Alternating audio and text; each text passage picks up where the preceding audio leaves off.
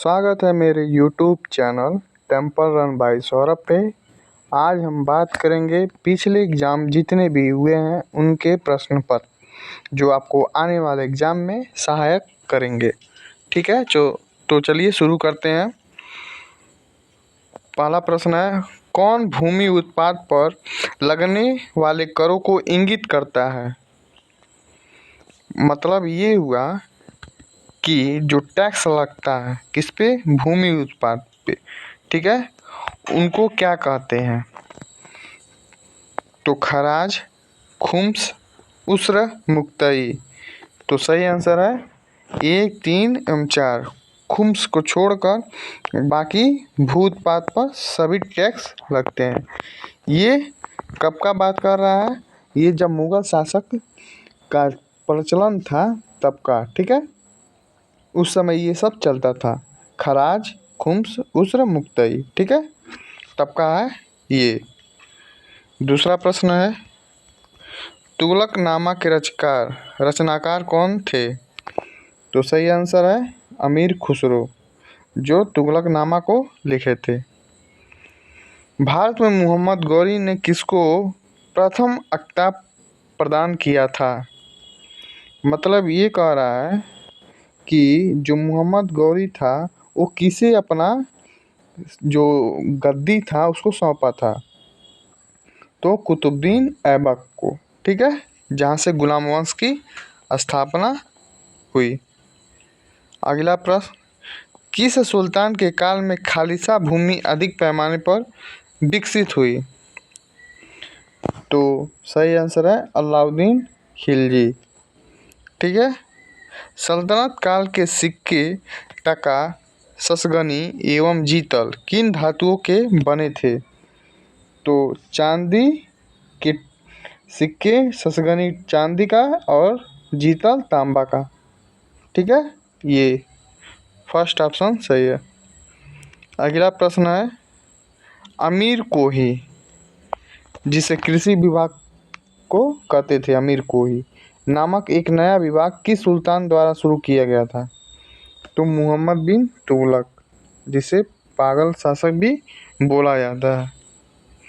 अगला प्रश्न है, अमीर खुसरो ने किसके विकास में अग्रगामी की भूमिका निभाई? अमीर खुसरो की भाषा खड़ी बोली थी।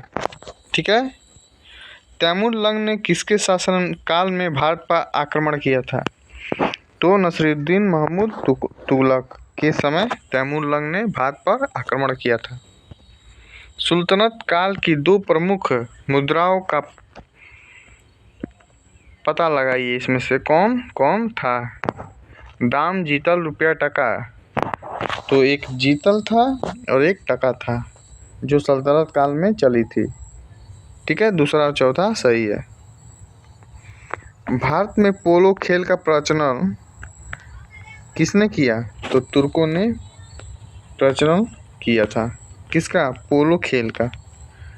ठीक है, किसने एक तरफ संस्कृत मुद्रा लेख के साथ चांदी के सिक्के निर्गत किए? तो महमूद गजनवी, जो चांदी का सिक्का चलाया था उस पर संस्कृत भाषा में लिखा गया था।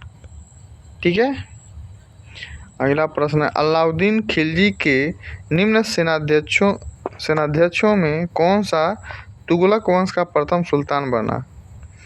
तो अलाउद्दीन खिलजी के समय तुगलक वंश का गाजी मलिक बना था। ठीक है, अब देखिए ये संविधान से क्वेश्चन है। भारत की संविधान सभा गठित करने का आधार क्या था?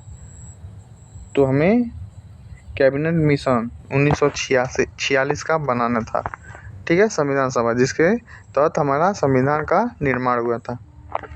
ठीक है, अगला प्रश्न, भारत की संविधान सभा किसके अनुसार गठित की गई थी?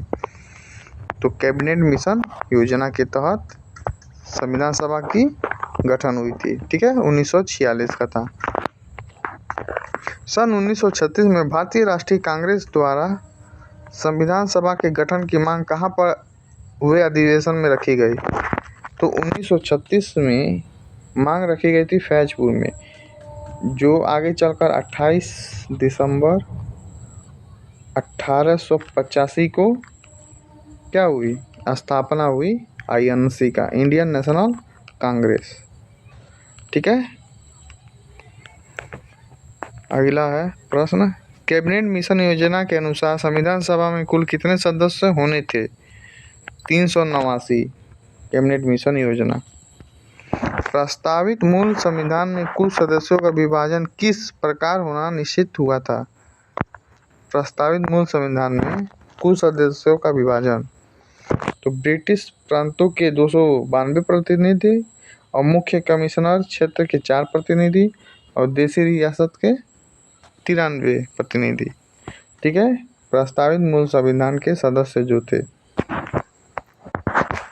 संविधान सभा में विभिन्न प्रांतों के लिए 292 सदस्यों का निर्वाचन होना था। इनमें से कांग्रेस के कितने प्रतिनिधि निर्वाचित होकर आए? 292 में 208 कांग्रेस के निर्वाचित हुए थे सदस्य।